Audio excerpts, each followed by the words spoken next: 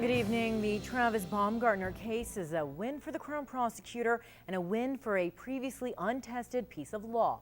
Now, the former armored car guard who shot 4 of his co-workers, 3 fatally, was sentenced to life in prison with no chance of parole for 40 years. But for the families of the victims, there remains anger and sadness.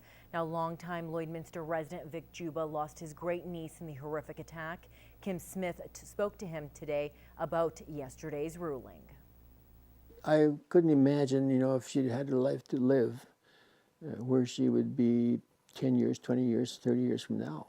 Michelle Shigelski challenged a male-dominated profession when she became a tough armored car guard. Here's a young lady who chose a career that her mother didn't agree with. Thought it was too dangerous, but Michelle loved it.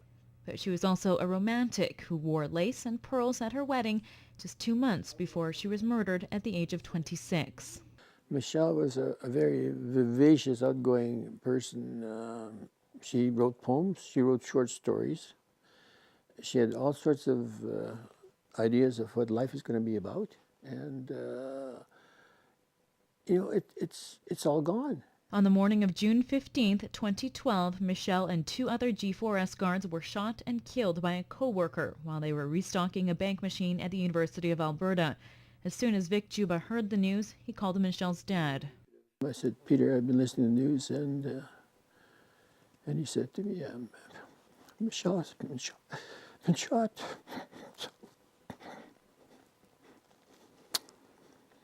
Travisbaumgardner's sentence sets a precedent under new Canadian legislation. It's the harshest sentence handed down in Canada since a man was executed in 1962. Now, a sociology professor here at Lakeland College says that reflects the moral outrage in the community. He shot 4 co-workers in the back of the head, left them for dead, and all for robbery for a relatively small amount of money. It is a heinous crime in anyone's eyes. Although no prison sentence could ever replace a loved one, Vic Juba says his family is relieved the court case is over. I want justice to be served, and I think the fact that, I guess history's been made with the 40-year prison term, and yes, we're happy for that. The guy's not going to have a life. I truly believe that in this case, life does mean life. I do not believe that he will ever see the light of day. Kim Smith, Newcap News. A motorcyclist from the Bonnyville area has died after colliding with a semi-tractor trailer. RCMP say the crash happened yesterday night at the intersection of Highway 41 and 660. When officers arrived, the man was found dead on scene. Bonnyville RCMP, with the help of St. Paul traffic analysts, are still investigating the collision, but alcohol is not suspected to be a factor. The name of the deceased is not being released at the request of the family. A member of the RCMP has been sentenced to 9 months probation after an assault of a prisoner at the Turtleford detachment 2 years ago. Constable Kelly Brennan used excessive force while processing the prisoner in April of 2011. She faced charges after a complaint was filed and an investigation took place. Well, many Canadian men may be unsure and uncomfortable when it comes to talking about prostate cancer. But according to Prostate Cancer Canada, 1 in 7 men will be affected over the course of their life.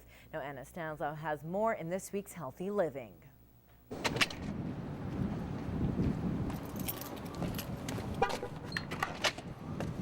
Newcap's own Gerard Lampa was diagnosed with prostate cancer in 2010. He was 45 years old at the time, but he had none of the symptoms. My family had a history of cancer, and that's what prompted me as well to go and test and make sure that I didn't have that gene, so to speak. Prostate-specific antigen, or PSA, is a protein produced within the prostate gland.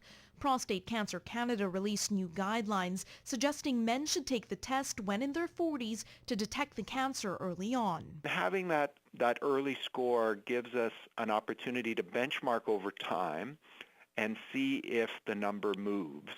And it's really the number and the rapidity of that number moving that's an early warning indicator that you may have prostate cancer. This was key to Gerard's treatment, and he still goes twice a year for the PSA, which is a simple blood test taken from your arm. I didn't have to do chemotherapy. I decided to do the radical surgery, and remove the entire prostate.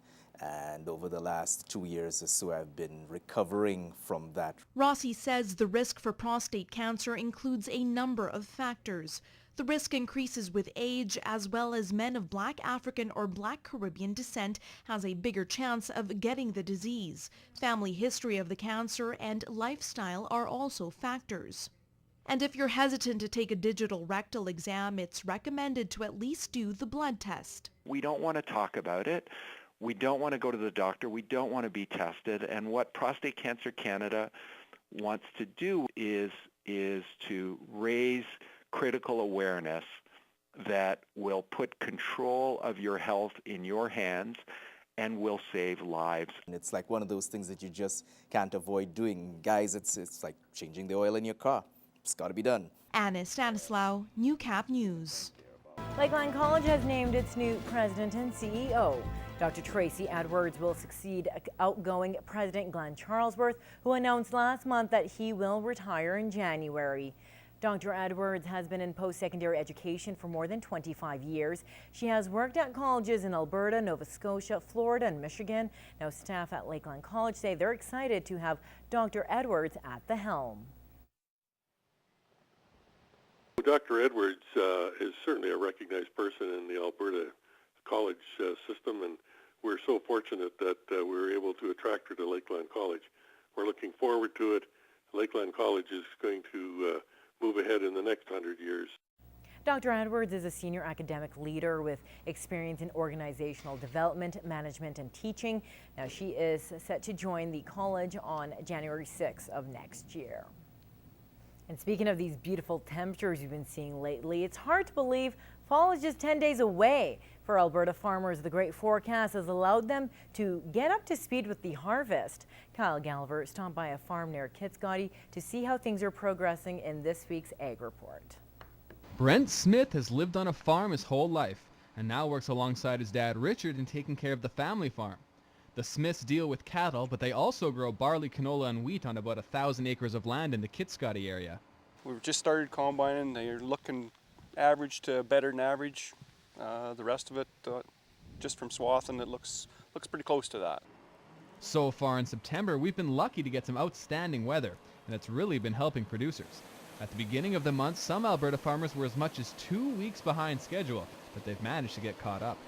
Oh, we're pretty close to on schedule, maybe a few days behind, but with this outlook and this weather, we're going to be caught up pretty quick. We've just started combining. They're looking average to better than average. The rest of it, just from swathing, it looks pretty close to that. And after talking with other area producers, the Smiths believe it should be a strong harvest for all. Excellent. Yeah, looks to be a real good year. I think pretty much the same. Like it's a little better than average, so everybody seems to be pretty happy. Kyle Gallagher, Newcap News.